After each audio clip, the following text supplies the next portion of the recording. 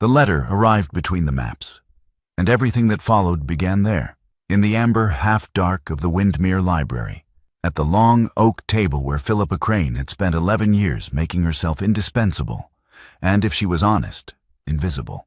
She was 32 years old. The late Earl's ward, the sole keeper of 30 years of survey records and botanical documentation. And she had understood since the new Earl's arrival 6 weeks ago that her position was a thing held by courtesy rather than law. She had decided, before he ever set foot in the house, to be useful and unreachable. She had been performing this with considerable discipline. And then Gideon Ashmore walked in without knocking. She filed this immediately under military, therefore presumptuous, and dropped a solicitor's letter between her survey maps, as though he had every right to rearrange her table. And the letter said the entail on Wyndmere was being challenged on the grounds that the estate records were incomplete. And Philippa read it without picking it up, and said, without looking at him, "The records are entirely complete," because she was the records. He looked at her then, the first time, she registered, that he had actually looked, and asked if that meant she would help him. She said she would need more candles.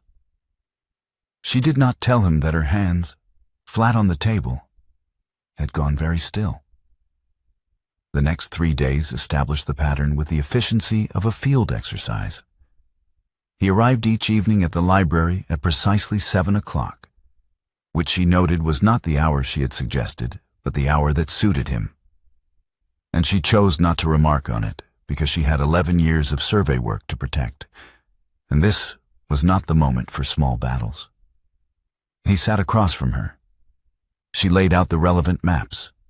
She answered questions about the estate, boundary lines, tenant disputes, the flood of 1849, and its effect on the eastern pasture records, with precision and no personal detail, which was exactly how she answered every question she had been asked in 11 years. He asked good questions. She noticed this and did not remark on it either. "This notation," he said on the second evening, pointing to a cluster of small symbols along the northern boundary of the home farm. "Is this your system or your predecessor's?" "Mine," Philippa said. "Mr. Hartwell used a different convention. His surveys from before 1845 are cross-referenced in the red volume on the third shelf." "And the botanical annotations?" "Also mine." The late Earl found it useful to have the natural features of the land documented alongside the legal boundaries. A stand of particular trees can serve as a boundary marker as reliably as a stone post, if you know what you're looking for. Gideon studied the notation for a moment. "And if someone removes the trees?"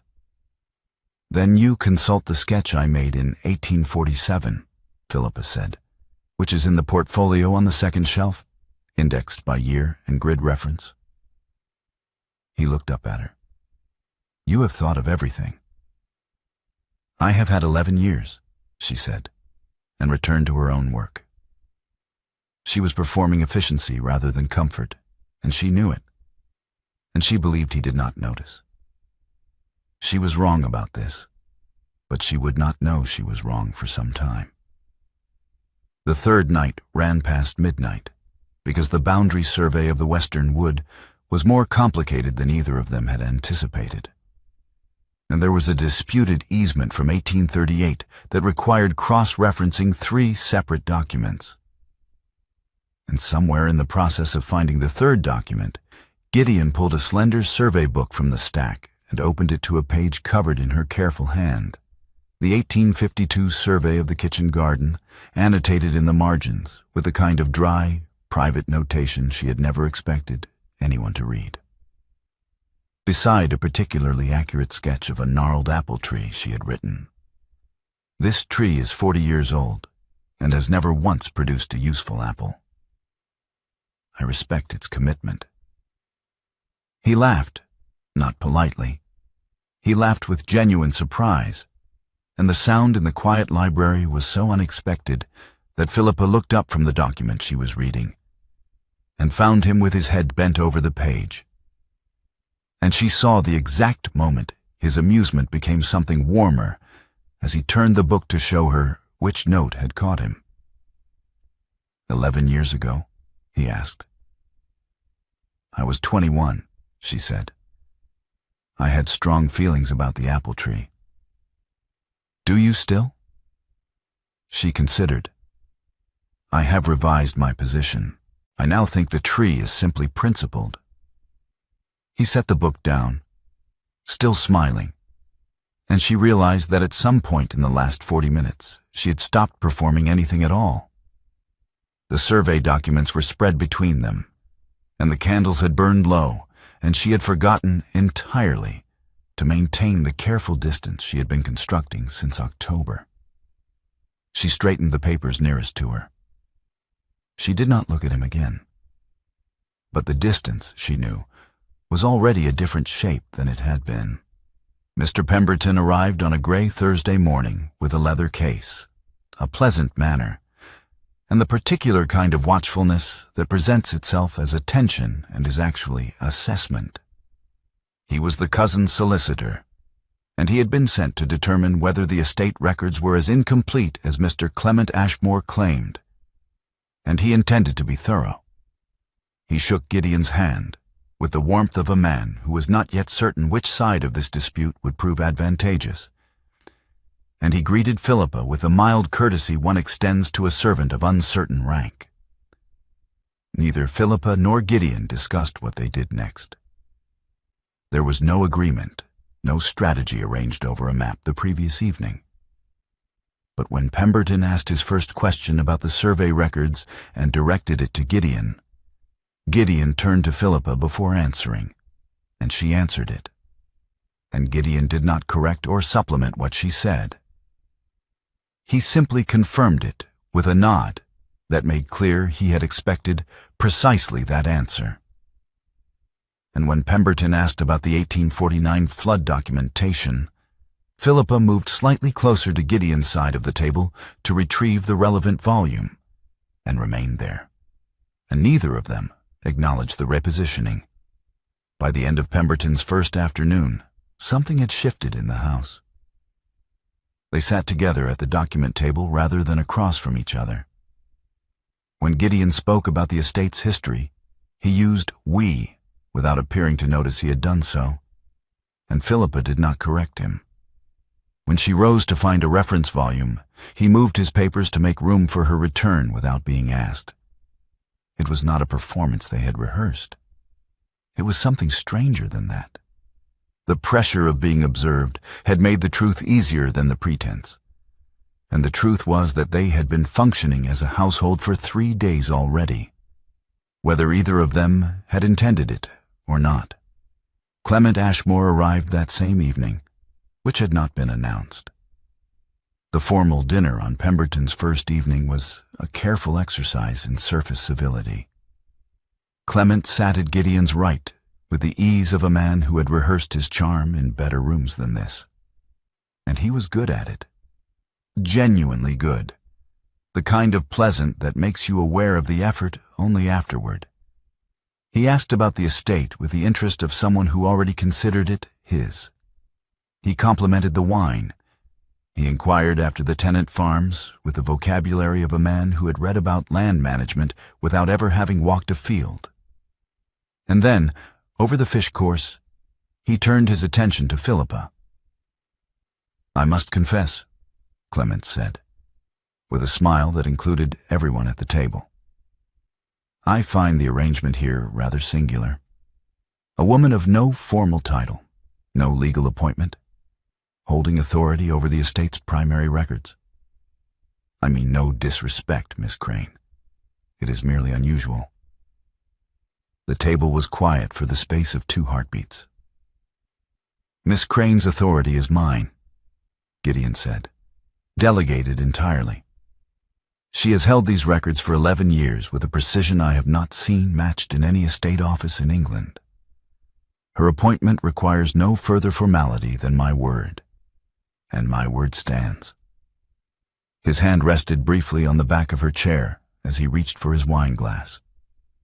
A small movement, entirely natural, entirely deliberate. Clement smiled and did not press the point. He moved the conversation to the question of the Eastern Boundary Survey. And Pemberton produced a notebook, and the dinner continued with the smooth surface that conceals rather than resolves. Philippa ate her fish. She noted the defense and the manner in which it had been given. Without hesitation, without consultation, without requiring her to defend herself first. She noted his hand on the back of her chair. She noted that Clement's smile had not reached his eyes, and that Pemberton was writing something in his notebook that was not about the eastern boundary. She noted all of it and said nothing, because she had 11 years of practice at receiving information and filing it precisely and acting as though she had not.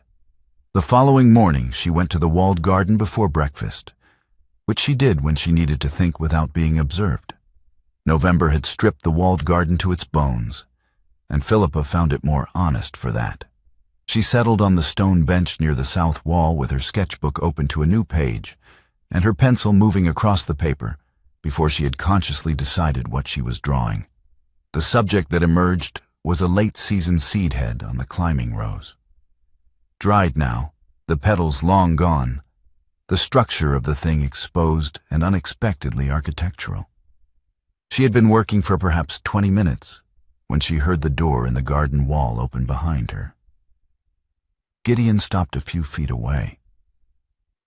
"I wanted to ask about the boundary notation on the 1861 survey," he said. "The western field, there is a discrepancy between your notation and Hartwell's from 1843. "There is no discrepancy," Philippa said, without looking up. "Hartwell measured from the old ditch, which no longer exists. I measured from the Hawthorne boundary, which does. The two surveys are describing the same line from different reference points." He said, "Ah." He was quiet for a moment. Then he sat down on the bench at a reasonable distance, which she had not invited him to do and did not object to. He looked at her sketchbook. "What is that?" "Rosa canina, dog rose, the seed head. It looks like a small crown." She glanced up at that. "It does, rather." She looked back at the climbing rose. "Hold that for me, would you?" She handed him a dried stem she had cut earlier, with 2 seed heads intact. He took it. She expected him to hold it the way people hold things they have been handed unexpectedly. Loosely, at a distance, waiting to return it. He did not. He turned it carefully in his fingers, examining the structure of it, and held it steady and still while she worked, as though he understood that the value of the thing was in its not being damaged. She sketched for 15 minutes. He did not speak. When she was finished, she held out her hand for the specimen, and he returned it with the same care with which he had held it, and she pressed it between the pages of her sketchbook. "The 1861 survey is correct," she said. "If Pemberton raises the Hartwell discrepancy, I can explain it in 30 seconds. "I know you can," Gideon said. He stood. He did not go immediately. He looked at the garden for a moment. The bare rose canes, the stripped beds, the gray November light flat on the stone walls. And then he said, "Thank you," which could have meant the survey explanation or the 20 minutes on the bench or something else entirely. And then he left through the garden door. That evening, their survey session ran an hour longer than the work required. Philippa was aware of this and did not end it. At some point, she needed to correct the position of his finger on a boundary line. He was tracing the wrong notation, the 1843 reference rather than the 1861. And she reached across the table and moved his hand the way one moves a chess piece to its proper square, her fingers on his briefly, and then withdrawn. The correction made without comment, her attention returned immediately to her own side of the table. Neither of them raised it. The survey continued. When she finally gathered her papers and said good night, she walked to the door with the precise composure she had been practicing for 11 years, and she did not look back. She did not see him remain at the table after she was gone, his hand still resting on the boundary line, looking at the notation she had corrected.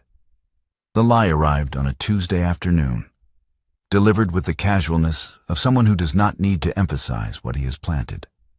Pemberton mentioned it in passing, between discussions of the Eastern pasture records and the question of the mill lease. A rumor, he said, merely a rumor, that the Earl was considering selling the library collection. Apparently there had been inquiries from a London dealer. Pemberton said it the way one mentions the weather, and moved on to the mill lease. And Philippa wrote it down in her notebook because she wrote everything down. And then she sat very still for a moment before continuing. 4 hours.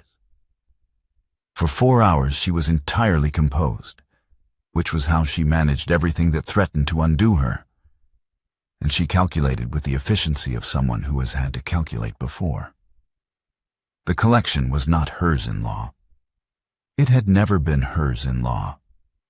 The 30 years of surveys, the botanical portfolios, the annotated volumes she had built into the most complete record of a working English estate she had ever seen. None of it was hers. She had known this. She had always known this. She began, quietly, to think about where she might go. She went to the estate office at 4:30. Gideon was at his desk with the mill lease documents, and he looked up when she came in with the expression of someone who has been interrupted mid-calculation and is deciding whether the interruption is welcome. "If you intended to sell the library collection," Philippa said, "you should have told me at the outset. I would have made other arrangements." He set down his pen. "I beg your pardon?" She placed the notebook page on the desk in front of him. "Pemberton mentioned it this afternoon. Inquiries from a London dealer. I simply want to know the timeline so I can—" "I have made no such inquiries." He picked up the page and read it. The change in his expression was not gradual. "Philippa." It was the first time he had used her Christian name, and neither of them registered it in that moment. "I have not sold, and I will not sell a single page of your library. Not one survey, not one portfolio, not one annotated volume.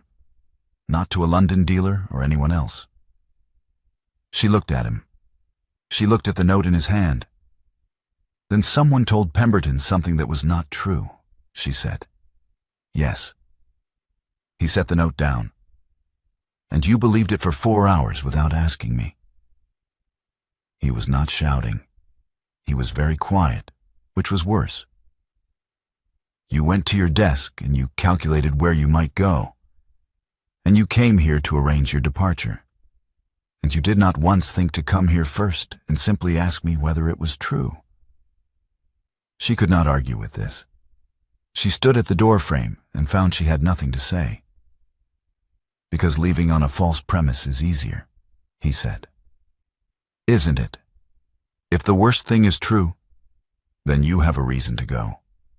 And going requires less of you than staying and not knowing." "That is not—" she began. "It is," he said. "And you know it is." The office was quiet.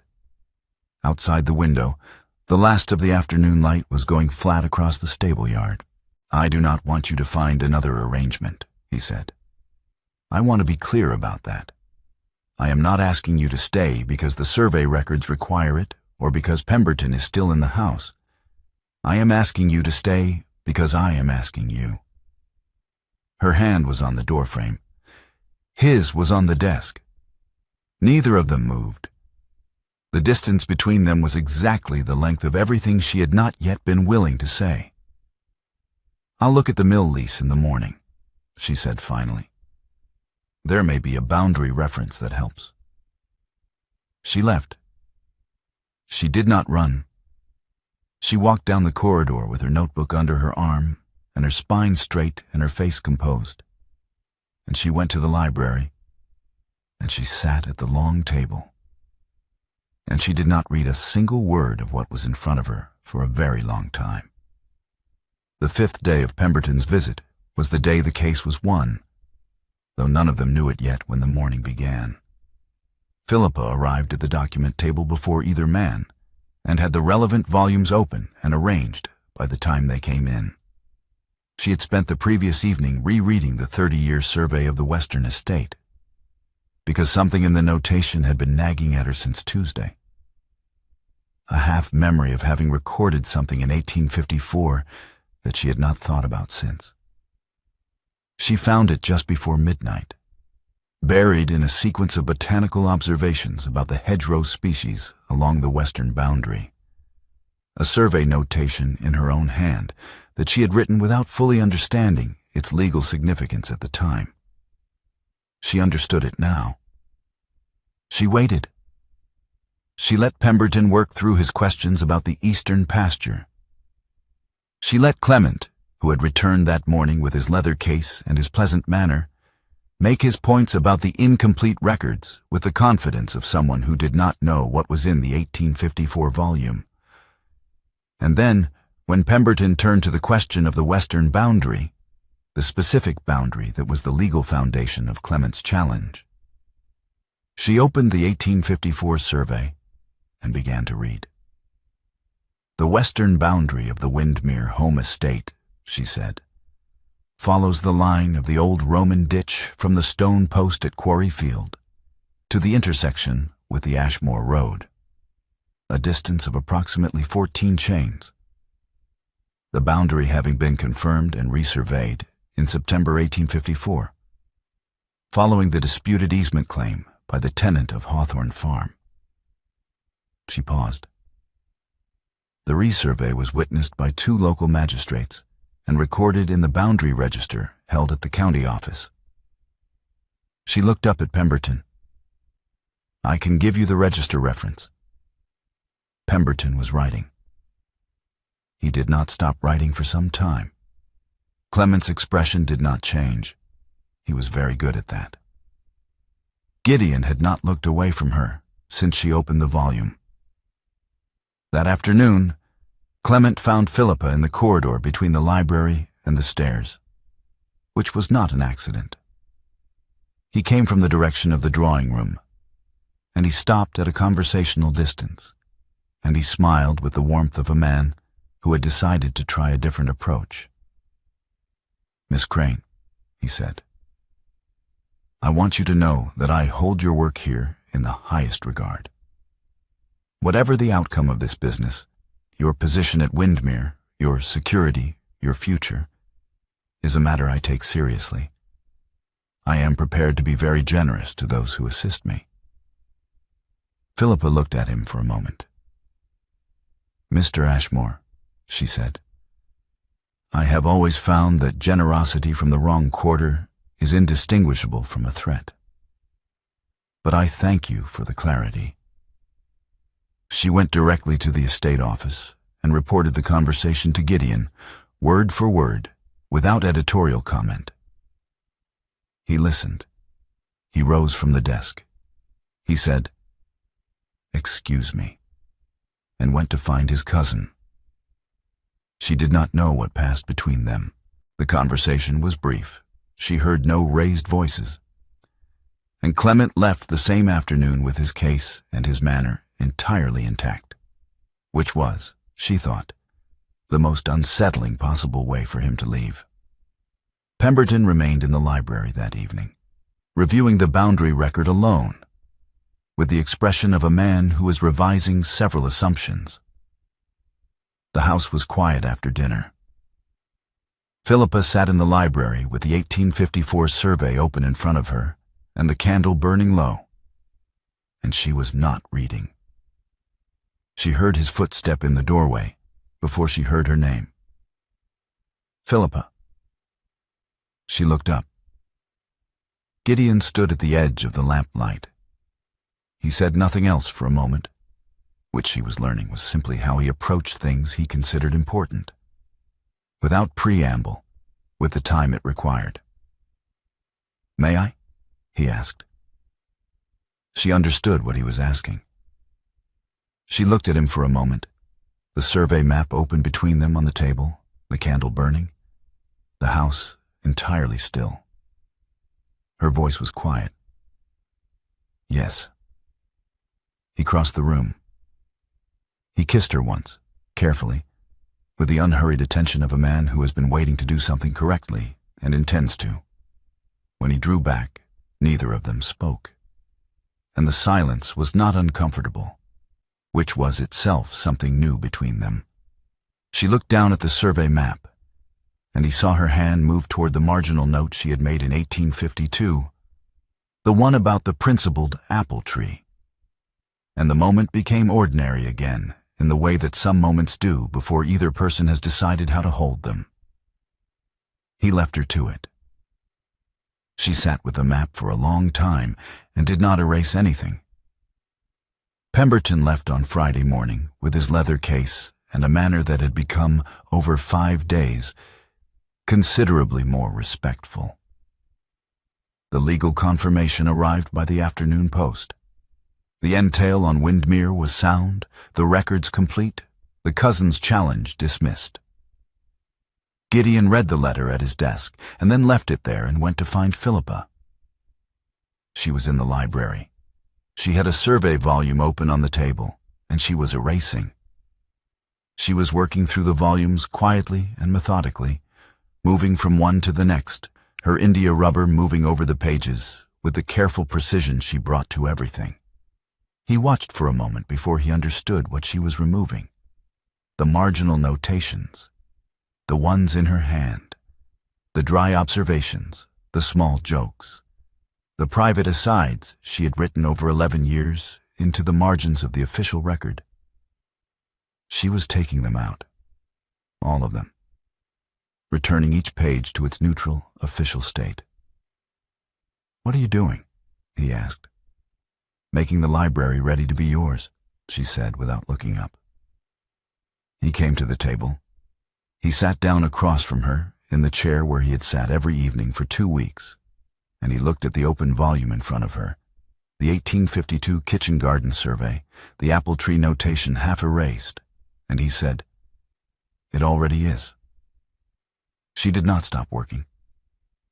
"I have never asked you to make yourself smaller in it," he said. She set down the India rubber. She looked at him. "You have never asked me anything," she said. "That is the problem.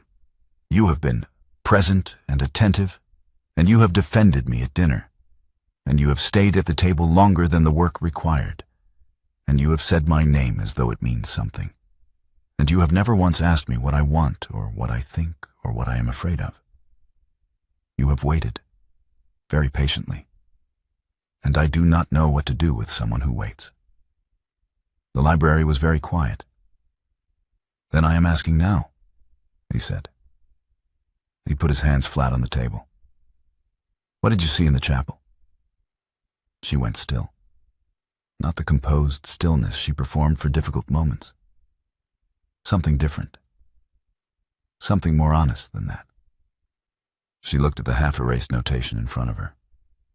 3 weeks ago," she said, "I came to the East Chapel early, before the house was awake. I had not known you were there. You were at the grave marker, the one near the east window, the old stone. And you were—" She stopped. "You were bent over it, and your hand was on it, and you kissed your fingers and pressed them to the stone. And I stood in the doorway for a moment before I understood that you did not know I was there. And I left." She raised her eyes to his. "I thought it was a woman. I thought you had someone. Someone you had brought from London or the continent. Someone who came quietly and left quietly, and that the chapel was where you met her. I thought—" She stopped again. "I built 3 weeks on what I thought." He said nothing for a moment. "It was Clara," he said. "November the 14th is the anniversary of her death. I was not there when she died. I was still on the continent. The letter came 17 days late, and I have never—" He stopped himself. The grave marker in the chapel was put there by the household after the burial. I had not visited it before that morning. It was the first time. She looked at him. I knew by the end of the second week that you had seen it, he said. You went careful in a way I had not seen before. Not angry, not distant in the way you are when you are busy, but measured. You began choosing your words more deliberately than usual, and you stopped finishing my sentences when I was slow to find the right term, which you had been doing without noticing. He paused. I knew what it meant, and I said nothing. Why? She asked. He looked at the table between them. Because it was the first evidence that you felt anything. You had been performing indifference so well for 6 weeks that I had begun to believe it. And then you went careful because you thought I was meeting someone in the chapel. And that carefulness it told me something. I should have spoken sooner. I know that. A survey volume was balanced at the edge of the table between them, and it fell, slowly then all at once, and landed on the floor between them with a sound that was very loud in the quiet room. Neither of them moved to pick it up. The candle was burning toward its end, the light going amber and low. Outside the library windows, Wyndmere was entirely dark.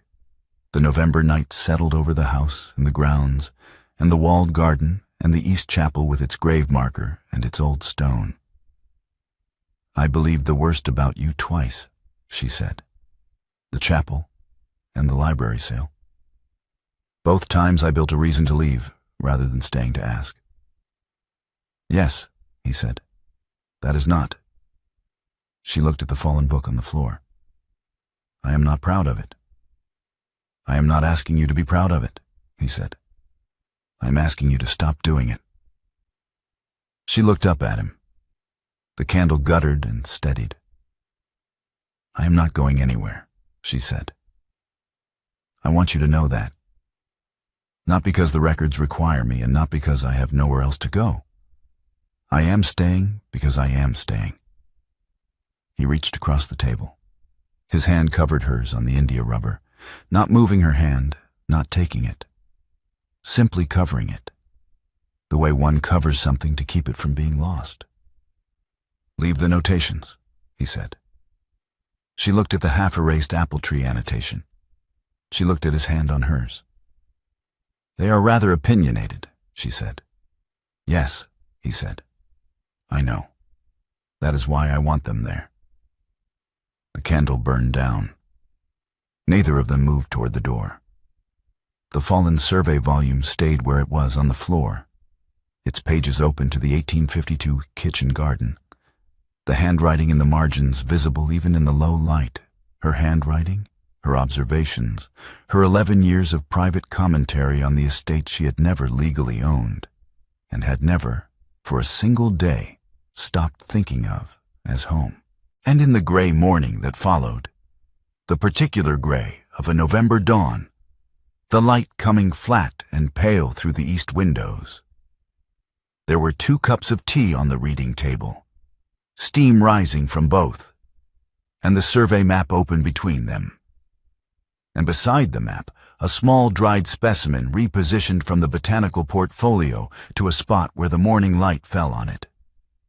The seed head of a dog rose, 2 small crowns intact. The marginal notations were exactly where she had put them, every one of them. The India rubber was in the drawer. Philippa Crane sat with her pencil in her hand and her survey open before her. And across the table, Gideon Ashmore, Earl of Wyndmere, was reading the 1852 kitchen garden notation for the second time. And he was smiling, and she was pretending not to notice, which was its own kind of honesty between 2 people who had spent long enough pretending to be something they were not. Outside, the November morning settled over Wyndmere. The bare walled garden, the East Chapel, the long boundary lines of the western wood, the hawthorn hedge that had held its ground since 1854. And the house was quiet, and the 2 cups of tea grew slowly cold, and neither of them thought to notice.